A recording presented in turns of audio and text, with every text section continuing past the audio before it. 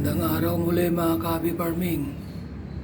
Dito naman, papakita ko sa inyo kung paano natin palalakasin ang pressure ng tubig sa ating bahay. Magdadagdag tayo ng pressure tank mga ka-hobby farming para stable yung pressure na galing sa labas o galing sa water supply mga ka-hobby farming. Ito papakita ko sa inyo kung paano natin ginawa. Ito.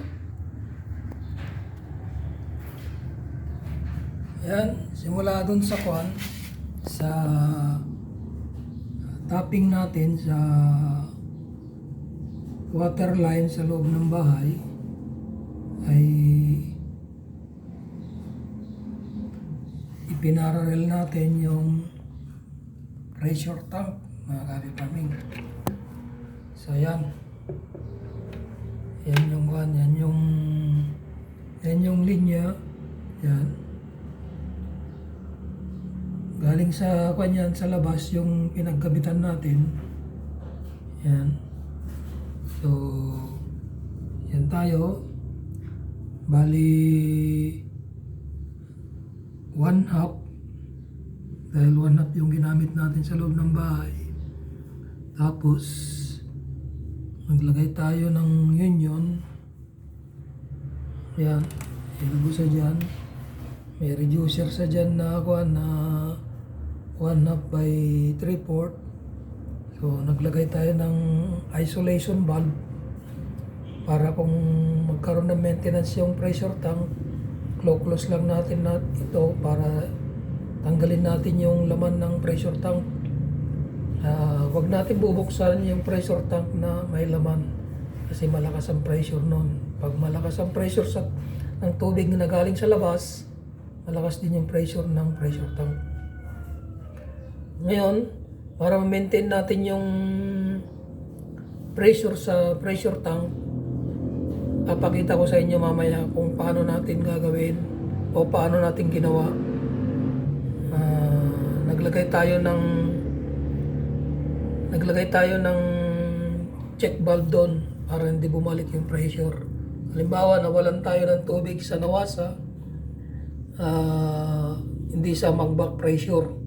So maglalak siya, may stay yung pressure sa loob ng tubo o supply sa bahay. Ang bali back up ng pressure, yung pressure tank. So ito ngayon yung linya, yan, punta sa labas yan.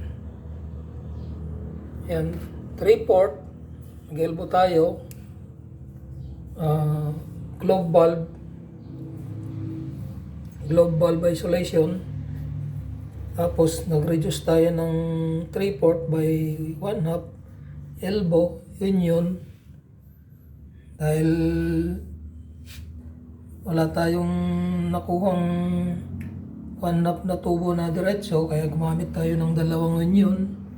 Tapos may elbow doon sa tapping point natin. Yan. So papakita ko sa inyo yung pressure tank. Yan. Kinabitan natin yan. Tapos dito, yan. Yan yung union natin, elbow, valve, elbow again, elbow, pipe pumunta sa labas. So papakita ko sa inyo yung connection sa pressure tank. So ito ngayon yung connection ng pressure tank mga ka-hobby farming. Yan. Yan yung yung connection natin dito sa pressure tank na ito. Bali naglalaman ito ng 180 gallons. Yan. So meron tayong drain sa ilalim. Yan.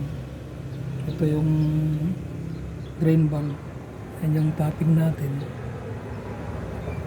Meron tayong additional connection. Halimbawa magdagdag tayo ng connection, dito lang natin kakabit. Meron tayong isolation valve dito.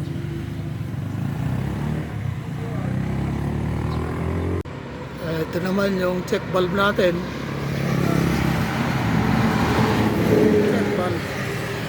Ito yan sa labas. Yan.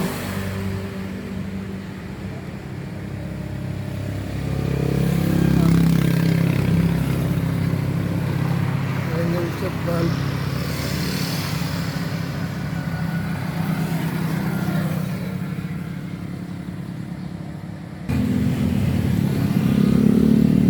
Yan yung nawasa meter. Yan yung natin, yung linya natin na galing sa labas. Bali galing siya sa labas ay 1/2 nag-increase nag-adjust tayo ng size 3/4. So yung linya natin 3/4 yan 3/4. Meron tayong union. Tapos andyan yung natin yung check valve. So pag nag-down yung pressure, maglalak itong pressure. So hanggang dito lang muli mga Kabi Farm yung may share ko sa inyo tungkol sa water supply natin, na para pag mawalan ng tubig sa labas supply, itong check valve natin ay one direction lang. So ang araw niya ay papasok punta sa bahay, yung araw direction, para pag mawalan ng pressure sa labas, maglalak ito.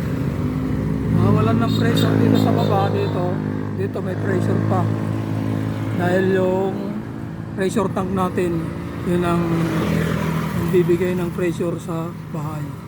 Yan yung pinaka backup pressure natin.